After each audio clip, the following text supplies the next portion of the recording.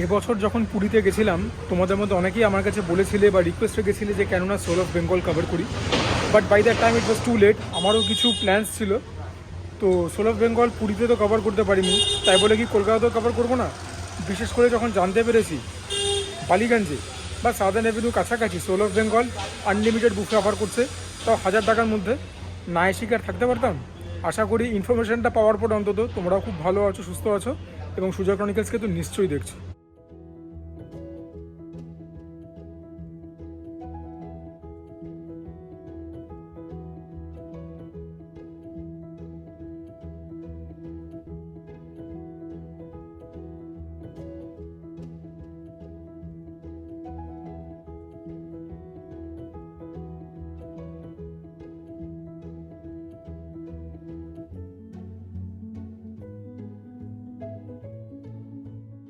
চলে সিধা soul of বেঙ্গলে। বুফেটা 12টা থেকে বললেও শুরু হবে 12:30টাতে। ম্যানেজার নিজেই সেটা বলে দিয়েছিলেন। আচ্ছা, তোমাদেরকে আরেকটা ইনফরমেশন আমি দিয়ে রাখছি, প্রত্যেক দিন যে এই বুফেটা তোমরা কাউন্টারে পাবে তার কিন্তু কোনো মানে নেই। এরা রাশ দেখে ব্যাপারটাকে আইদার কাউন্টারে রাখবে, যেরকম 6 বালিগঞ্জ প্লেস রাখে, অথবা যদি রাশ কম থাকে তাহলে পরে তোমরা টেবিলে বুফেটা পাবে। খাবার দাবার সবই আনলিমিটেড, তবে হ্যাঁ এই ব্যাপারটা কিন্তু তোমরা মাথায় রাখবে। সুতরাং তোমাদের কি করণীয়, যে ফোন নাম্বারটা দিয়ে রাখবো নিচে, সেখানে ফোন করে কথা বলে জেনে তারপরে আসবে। বাকি তোমাদেরকে মেনু দেখিয়ে দিয়েছি, এই মেনুটাই কিন্তু ওনাদের ফিক্স থাকে। চাইলে তুমি উইকডেজে আসো, চাই তোমরা উইকেন্ডসে আসো, দামটাও কিন্তু ফিক্স থাকে 999 প্লাস ট্যাক্সেস। তার মানে ট্যাক্স নিয়ে 1049 টাকার মতো পড়বে। So yeah, given the fact যে আইটেম বেশ কিছু ভালো ভালো দিচ্ছে, মাটন দিচ্ছে, আর বেঙ্গলি বুফের দাম একটু এমনি বেশি হয়, তো ইয়া মানে দাম নিয়ে খুব একটা কমপ্লেন করার জায়গা নেই। তবে হ্যাঁ, what is of Paramount importance, the test of the food. যদি সেটা ঠিকঠাক থাকে, যদি সার্ভিসিং ঠিকঠাক থাকে, তাহলে পরে তো একদম 16 পূর্ণ হবে। Because the ambience has really impressed me. ঠিক আছে, decoration is very very good. তোমরা যে বুফে মেনুটা দেখলে সেখানে একটা কথা বলে রাখছি, বেভারেজটাও কিন্তু আনলিমিটেড, তবে দুখানা অপশন দেওয়া রয়েছে, আমপান্না আর গন্ধরাজ ঘোল। সেটার মধ্যে শুধু একখানা তোমরা পাবে। আর এই যে মেনুটা তোমরা দেখছো, এটা তোমরা এখন গোটা ফেব্রুয়ারি মাস ধরে পাবে। মার্চ মাসে কিন্তু আবার মেনুটা চেঞ্জ হয়ে যাবে। গ্রিড সেম থাকবে কিন্তু মেনুটা চেঞ্জ হয়ে যাবে।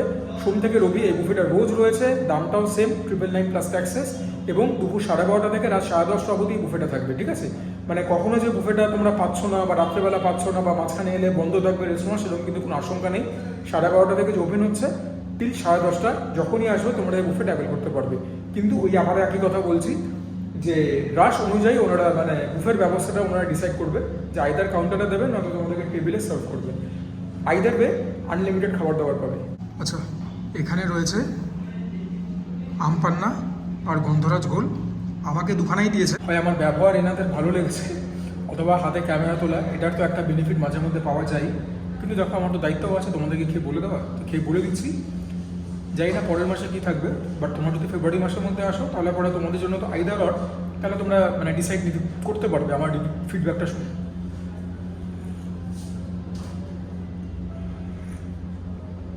Aam panna is just fabulous. টক খেতে অল্প মশলা দিয়েছে, বেশি নয়। আমের ফ্লেভারটা বেশ ভালো আছে। আমপান্নাটা highly impressive.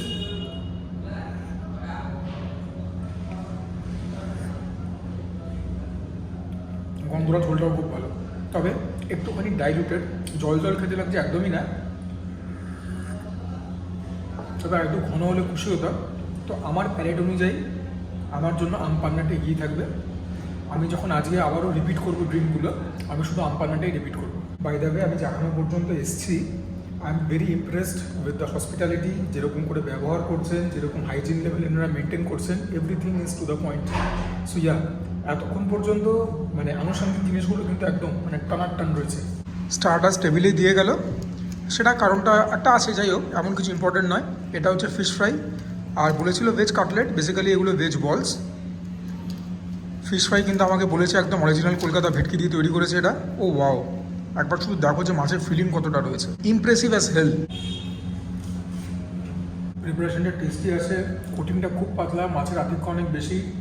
It is very good in test. তবে মাছটা আমি বুক ঠুকে বলতে পারবো না ভেটকি কিনা, ভাষা নয় এটুকুন বলতে পারি। তোমরা দেখো সামনে থেকে।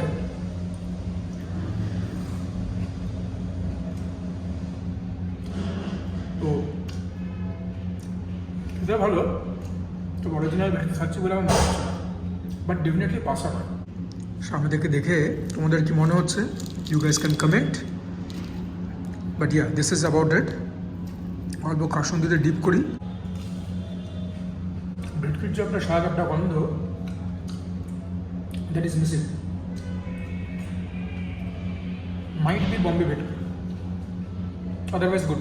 These are basically veg balls. ভেতরে খালি বাদামটা দেয়নি, বাকি একদম পুরোপুরি ভেজিটেবল চপ টাইপের খেতে। খালি চপটা হয় ওভাল, এটা হচ্ছে রাউন্ড। বাকি এটাও ফিশ ফ্রাইয়ের মধ্যে বানিয়েছে খুব যত্ন করে। কোটিংটা খাস্তা, মুচমুচে এবং পাতলা। ওপরে একটা মশলা দিয়েছে, এটাও খেতে ভালো। গরমা গরম লুচি সার্ভ করে দিল, সঙ্গে রয়েছে মুগ ডাল কড়াইশুঁটি দিয়ে, বেগুন ভাজা অফকোর্স, আর এটা গোবি মটর মশালা। এবং যখন লুচি খাচ্ছি একটুখানি মাটন দিয়ে সেটা খাবো না, সেটা তো হতেই পারে না। মাটন কষা লুচি, লুচি বেগুন ভাজা, এগুলো তো অমর জুটি, ঠিক না ভুল? পরে যখন বাসন্তী পোলাও খাবো, of course I will be trying out mutton once again.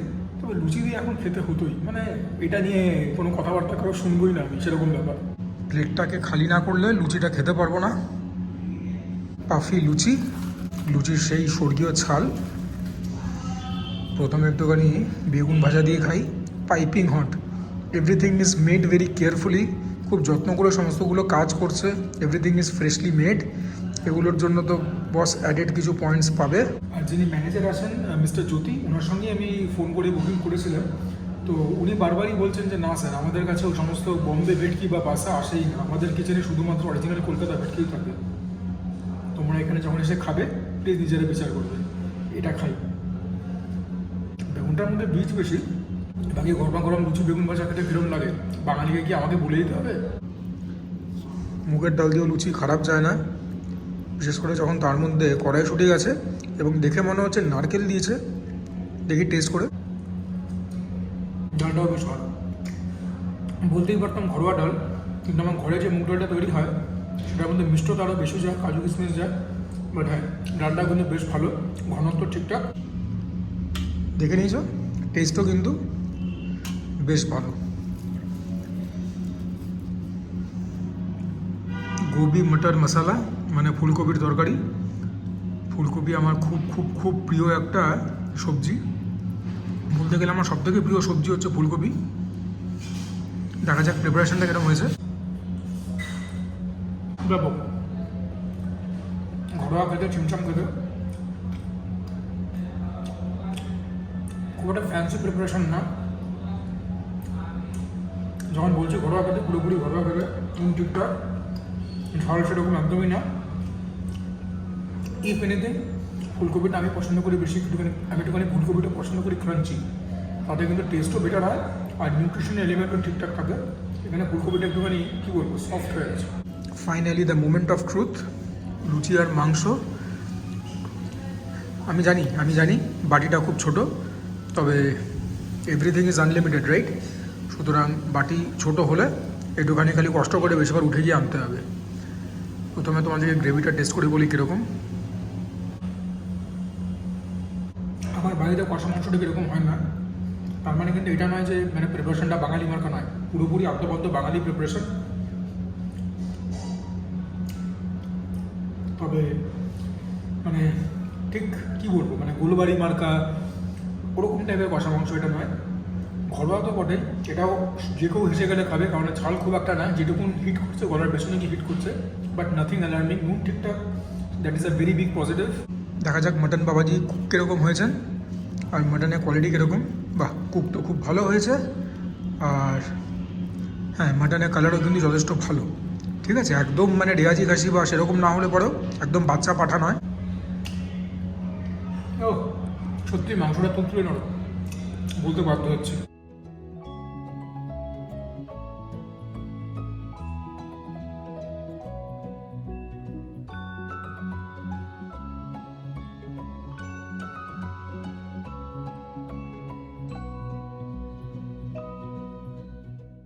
এটা স্বর্গ। এইবারে খাবো হচ্ছে সাদা ভাত, রাইসের কোয়ালিটি বেশ ভালো।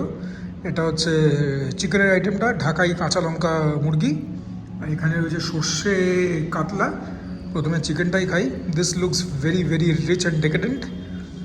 হ্যাঁ, এটার মধ্যে একটা অনেকটা গোলবাড়িতে যেরকম মাটন বানায় সেরকম একটা কালচে একটা রং। Now the rest depends upon the taste, যে খেতে কীরকম হয়েছে।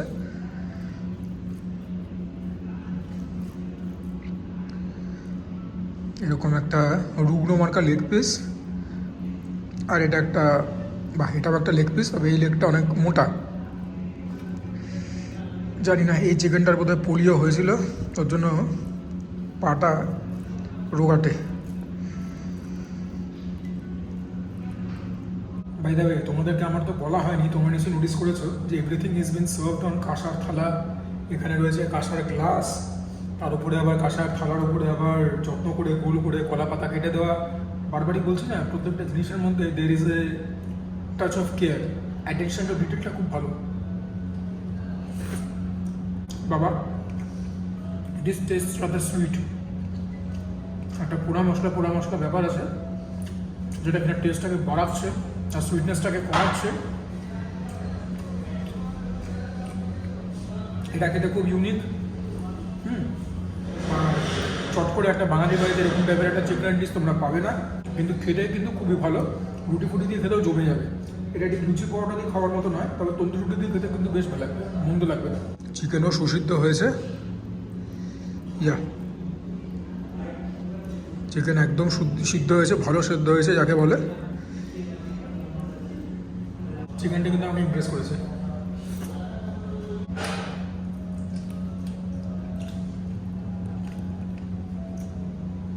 এরকম চিকেন খেতে যে কেউ খুব পছন্দ করবে, কারণ শুরুতে একটা ইনিশিয়াল ইমপ্রেশনটা হচ্ছে সুইটনেসের, তারপর সেটা ফেড হয়ে গেলে পরে একটা সেভারিনেস পাবে, গোলমরিচে হালকা একটা ঝাল পাবে। চিকেনটা কিন্তু খুব ভালো। মাছটা দেখো, আমি একটা পেটির পিস দিতে বলেছি, আর এটা কীরকম পেটি আমি জানি না। হ্যাঁ, পেটির পিস, সর্ষে কাতলা। দেখি এরকম বানিয়েছে। আর মানে একই কথা কতবার বলবো বলো, মানে everything is served hot, everything is freshly made.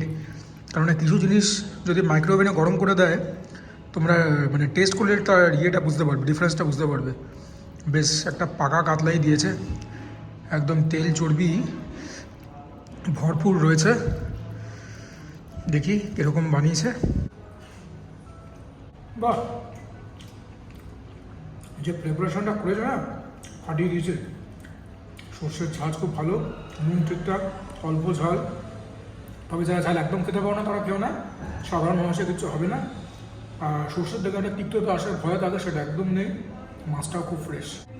So far this has been one heck of a buffet. কী করে রেকমেন্ড না করি বলো। মাছটা প্রচণ্ড ফ্রেশ, সিরিয়াসলি ফ্রেশ মাছ, এবং পাকা কাতলা।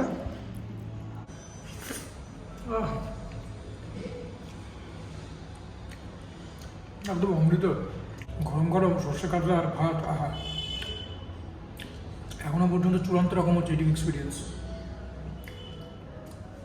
এরপরে বাসন্তী পোলাও আর মাটন চলে এসছে। বাসন্তী পোলাও আর কষা মাংস,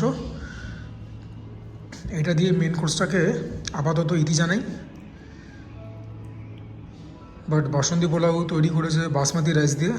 অফকোর্স যদি গোবিন্দভোগ চাল দিয়ে করতো বেটার হতো, ট্রেডিশনালি তো গোবিন্দভোগ চাল দিয়েই হয়। দেখি টেস্ট করে। খেতে এটাও ভালো, চাল সুসিদ্ধ, ঝরঝরে। The sweetness is there, but it is restraint, নুন ঠিকঠাক। এটাই যদি গোবিন্দভোগ চাল দিয়ে করতো, তাহলে বলতেই পারতাম যে মানে ফ্লেভারটা অন্য জায়গায় চলে যেত। This is also very good. এরকম হাফ কাজু দিয়েছে, কিশমিশ দিয়েছে কিনা বলতে পারবো না, বাট হ্যাঁ, মানে বাসন্তী পোলাওয়ের যে ফ্লেভারটা, that is very very good.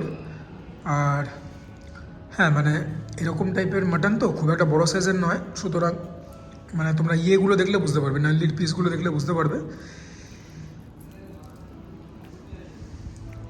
বাকি মাটন তো কুক হয়েছে খুব ভালো, সেটা লুচি খাওয়ার সময়ও বললাম।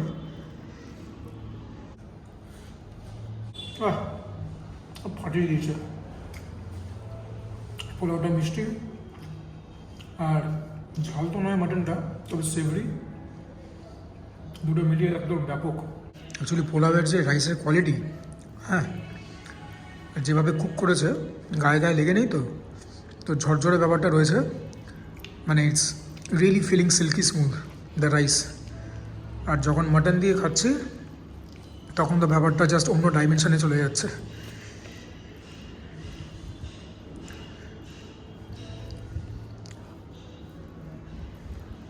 মোদ্দা কথা বুফেটা কিন্তু চমৎকার, রেকমেন্ড না করে কোনো উপায় নেই।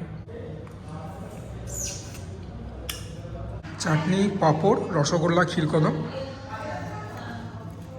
পাঁপড় আর চাটনি তো একটা বিশেষ প্রিয় কম্বিনেশন আমার।